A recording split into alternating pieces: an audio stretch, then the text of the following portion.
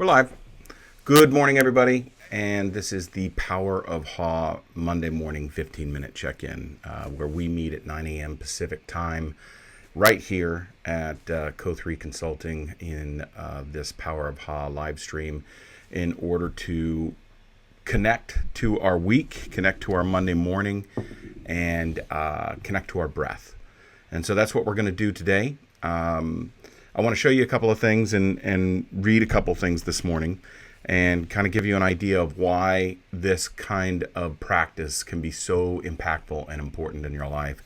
So every human body produces an electromagnetic field, and an electromagnetic field is what you see here. So the heart is the largest producer of an electromagnetic field in the body. So what is an electromagnetic field? Well, anytime that you have a current moving through anything, whether that be an electrical line or an organ in your body, because you are an electrical system as well as many other things, it produces an electromagnetic field. And oftentimes when we plug devices into our wall, we think that there's some sort of stream of electricity coming through the wall, into our device and powering it up. That's not the case, actually. Inside the line, there are electrons, and those tiny little electrons are not flowing. They're oscillating back and forth like this. And that oscillation creates a field, an invisible field around the line. And in fact, actually, your phone is not being charged by the electrons in the line. They're being charged by the electromagnetic field that is being produced, and the plug that you're plugging into the wall and your phone is connecting to that field. It's extending that field into your phone. That's why in some of our vehicles or even in our homes, we have wireless pads now that will recharge our devices. That is utilizing the electromagnetic field without ever plugging anything in. Well, your body's doing the same thing. And in fact, actually, almost every organ in your body produces an electromagnetic field. The one that people often think is the largest is the one, the electromagnetic field being produced by your brain, but that one can be measured with a device called an electrometer, about 3 inches away from your head. But the hearts can be measured a full 6 feet in diameter, as far as my arms can reach. And so that field is full of information.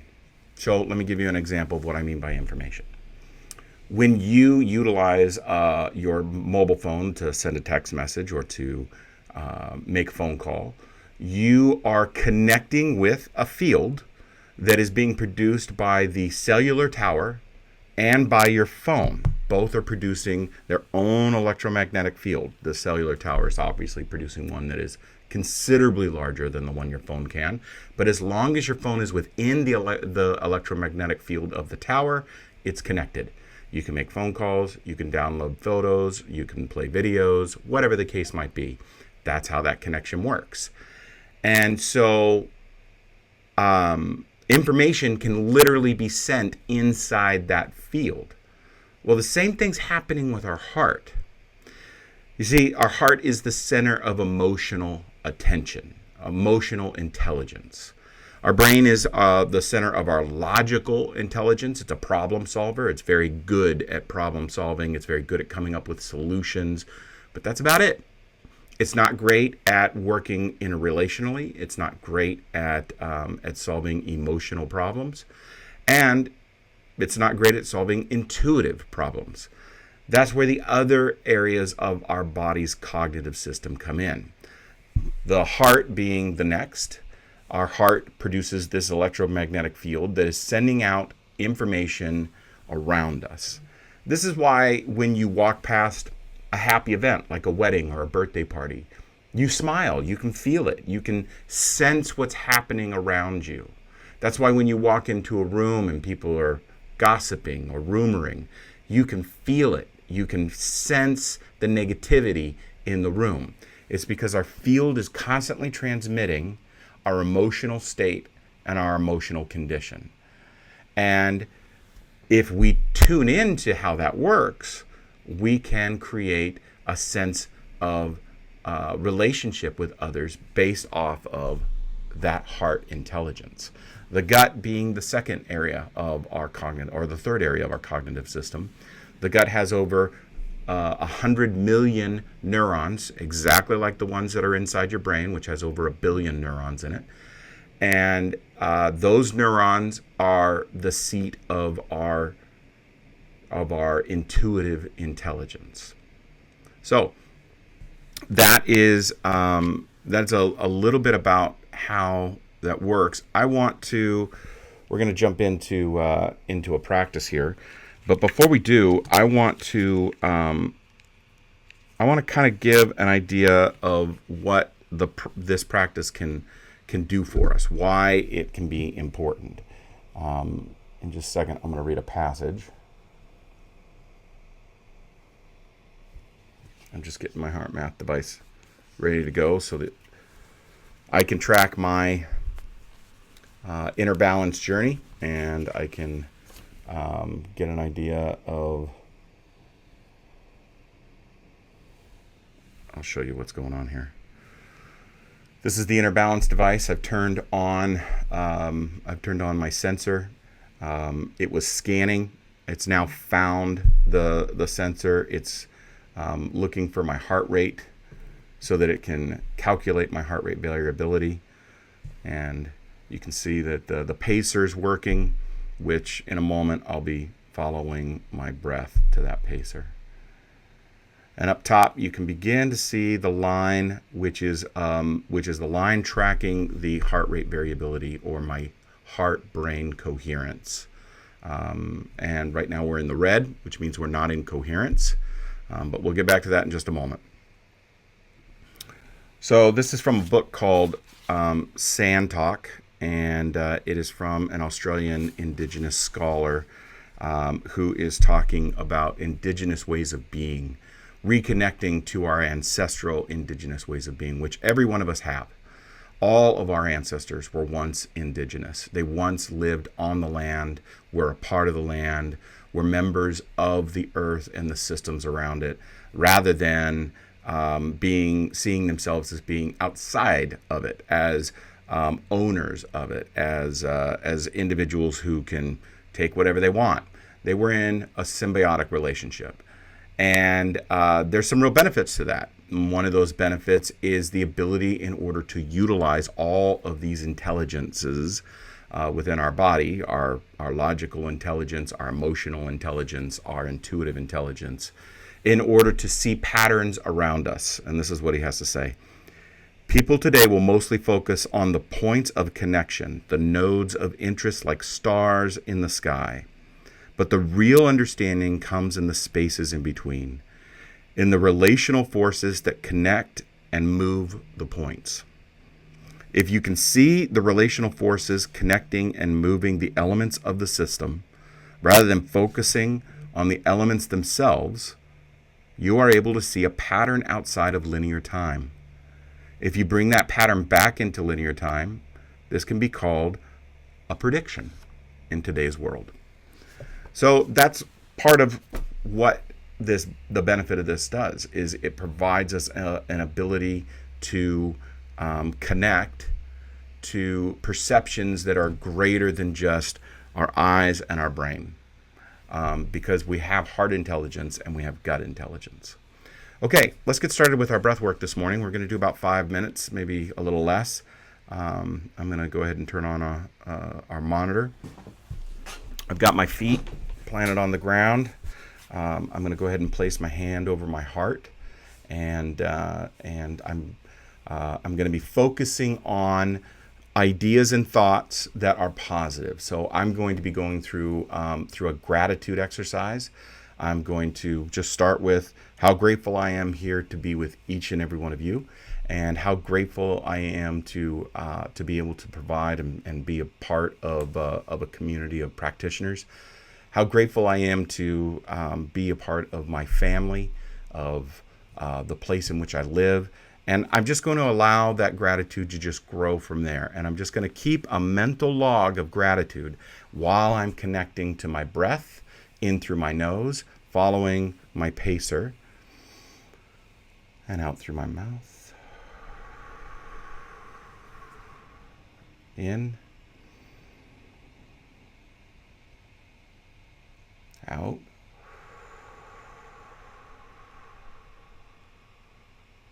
In.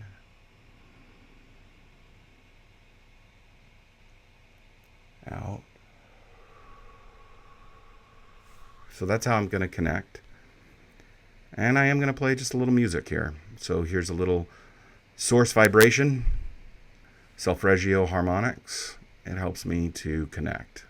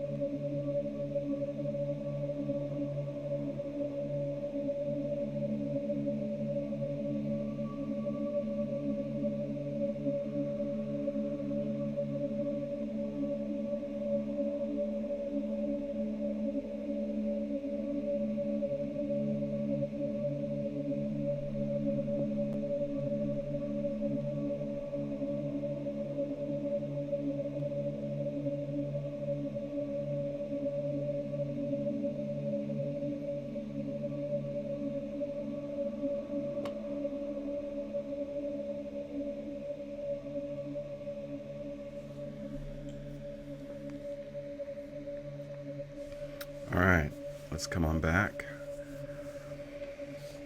Deep breath.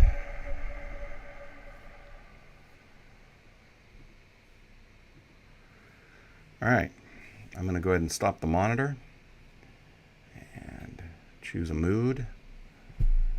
And then we'll see how we did here. So this display gives me the information that about my session.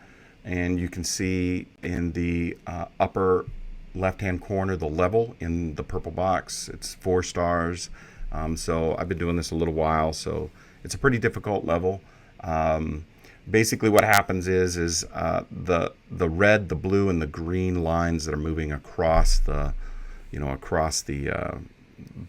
monitor there change in length. The red gets longer, so it takes more to find yourself in coherence. And if we look at the bottom line in the white, that is my heart rate variability. That is the measurement of the space in between my heartbeats. It is an indicator of whether or not my heart and brain intelligence are in a coherent pattern with each other. And we can see that as we start out, we're in the red, but then we start to move up when we engage in our breath work. And one of the things that we notice as we're moving through our breath work and through the coherence patterns is that our waveform down below here in the HRV begins to smooth out. So I'm going to go back so you can see it.